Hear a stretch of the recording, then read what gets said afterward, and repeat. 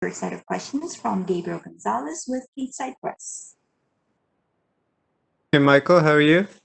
Hey Gabriel, good. How you doing? I'm doing good. Thank you for asking, man. Michael, been in the UFC a minute, taking on another veteran. I mean, how does this one feel different compared to your fights in the past? Yeah.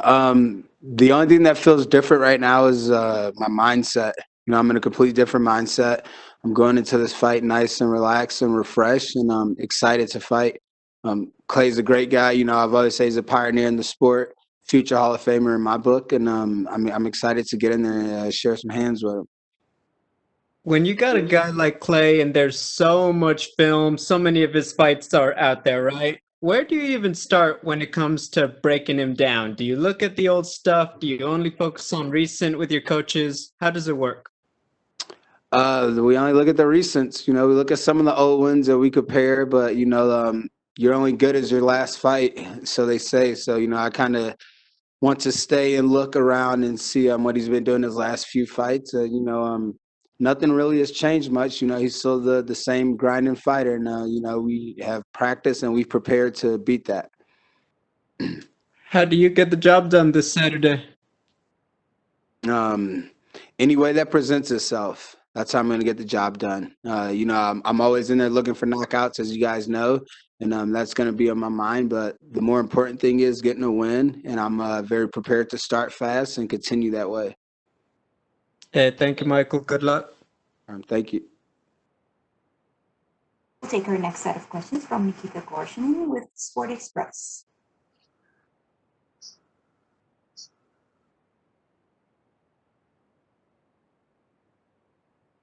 Nikita, your line has been unmuted.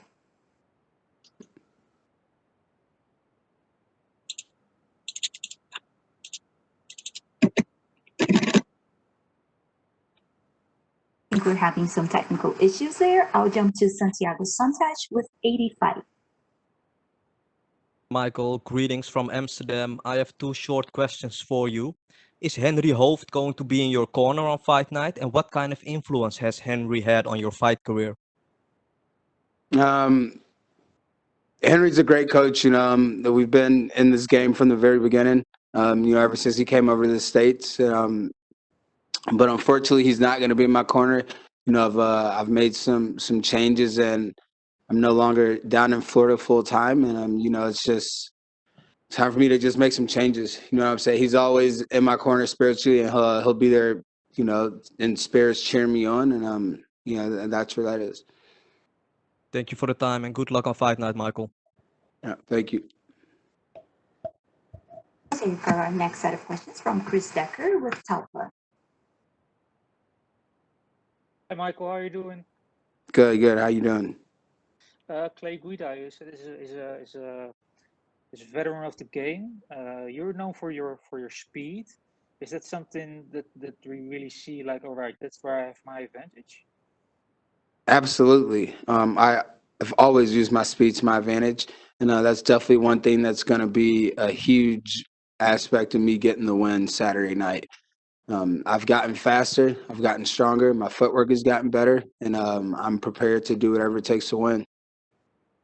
You just talked about making some change in your coach. Why aren't you working with Henry anymore, Henry Hooft?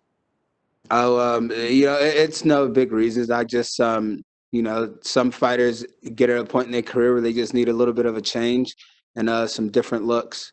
He's done wonders to my career. He's done wonders to my game, as everybody knows, and we'll always have that tight bonding relationship. It's just, I just need to get different looks. What are the different looks you had, and with who have you started working? Oh, well, I've gotten back, with my great coach, Mike Van Arsdale, and I'm just trying to build around myself, and do things for myself, get exactly what I need. And, that's it. Just small, minor changes. Me getting out of the state of Florida was another big change. I was probably getting too comfortable and too content, and I just needed to, get out of that space, start over fresh.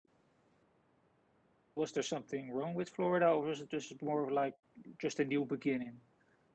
Just a new beginning, but also Florida is not one of the best states in this country, I hate to say. And the big thing is just a lot of distractions down there. Too comfortable knowing everybody, having a name. It's kind of easy to get distracted away from the main goals, and that's me becoming a world champion. And I know some other guys, can do it and stay down there, but the guys that can do it, have a great home life, a great, good family, good wife or girlfriend, and fortunately I'm not one of those guys, and, I just needed to get out. So were you like, I wanted to get out of Florida, or were you like, I want to go to a certain place with your new coach where Mike van Arsden now is? Just get out of Florida. I don't really think that the whole team atmosphere benefits me as much at this point anymore. I love being a part of a team. I love being part of a great team. But at the end of the day, I'm realizing that it's important. Everything needs to be done for myself, and I need to become successful and just build around me. All right, thank you very much. Yeah, thank you. We'll take our next set of questions from Dane Martin with MMA Fighting. Hey, Michael. Obviously, going into this fight, there's always something to prove, and you've always been a kind of brutally honest guy with your own career. Going into this fight with Clay Guida, what do you feel like you are trying to prove in a fight like this? I got to prove that I'm still capable of becoming a world champion. That's what it is. I growing in my mind, and that's been a huge thing, a huge change for me over this past year. And like I've said before, maybe early in my career I wasn't mentally ready to become a world champion, but now I am. So I have to go in this fight and prove to myself and prove to everyone else that I still have that capability of becoming that.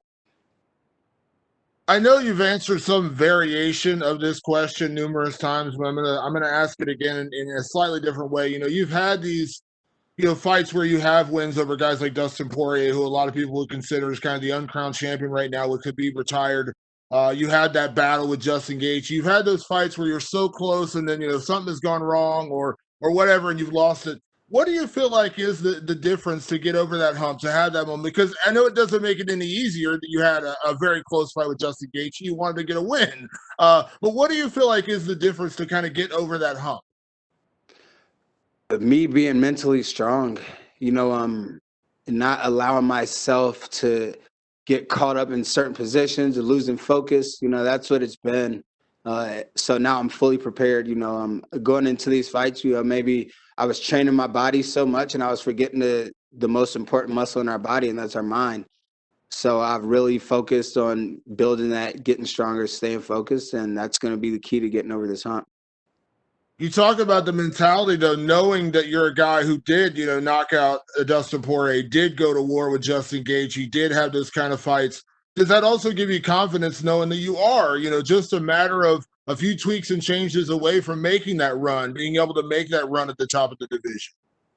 Absolutely. It gives me great hope in the aspect that I'm really not going to start from the bottom here. I string together a few good wins. Me being, the fighter I am, and these guys that I've beaten and the guys that I've had close wars with, it's going to be, pretty simple to get those fights back. I just need to show the powers that be and everybody else that, hey, I'm still here and I'm still willing to get this world title.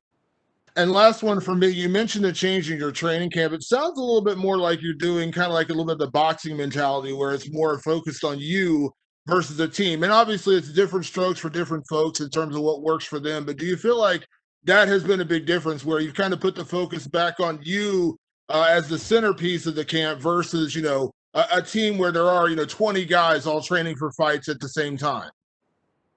Yeah, I think that's made a huge difference. You know what I mean? Like I said, I got all the love in the world for those guys and all the respect, but at the end of the day, it's an individual sport, and you have to do what you have to do for yourself at the end of the day. And unfortunately, it kind of hurts not to. I don't want to say I could completely split ways from these guys. I'm just doing things that I need to do to get the job done. Thank you, Michael. Thank you. That's all we have for you today, Michael. Thank you. Cool. Thank you.